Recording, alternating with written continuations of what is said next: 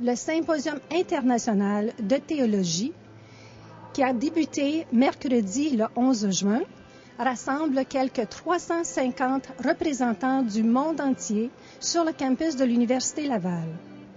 Différents thèmes sur l'Eucharistie sont traités par des conférenciers de renommée internationale. Monsieur Raymond Brodeur en est le président organisateur.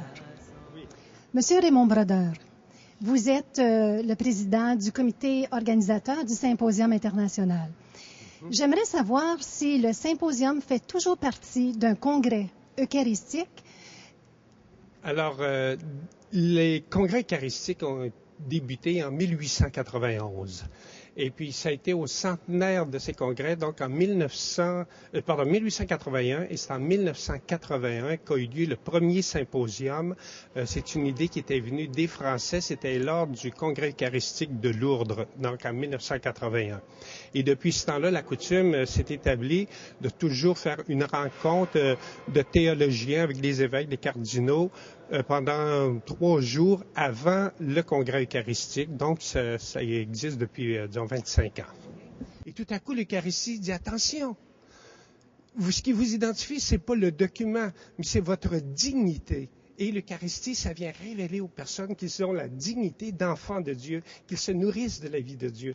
Alors là aussi, ça nous amène à réaliser comment, dans l'expérience de la communauté, l'expérience de la vie, au fond, l'Eucharistie, c'est pas une réalité pour une dévotion individuelle refermée sur soi, c'est une réalité qui est donnée pour nourrir des disciples, pour annoncer l'amour de Dieu, la vie de Dieu, annoncer comment on est fait pour un projet d'amour, et ça oblige évidemment qu'à un moment donné, il faut se dépouiller de nos conforts, puis il faut accepter d'aller vers nos frères, vers les plus faibles, vers des pauvres, mais aussi vers ceux avec qui on est, mais y aller avec un cœur ouvert. Alors ça, je dirais, c'est un autre des volets de l'Eucharistie qui vient de cette diversité d'expériences, des gens qui viennent des Indes, des gens qui viennent du Mexique, des gens qui viennent du Ghana, des gens qui viennent du Bénin, des gens qui viennent de l'Europe de l'Ouest, et qui ont des expériences d'Eucharistie fabuleuses, aussi des expériences de l'Église byzantine, des expériences qui nous viennent de l'Église de nos frères protestants, qui nous ont raconté aussi comment eux recherchent à travers ça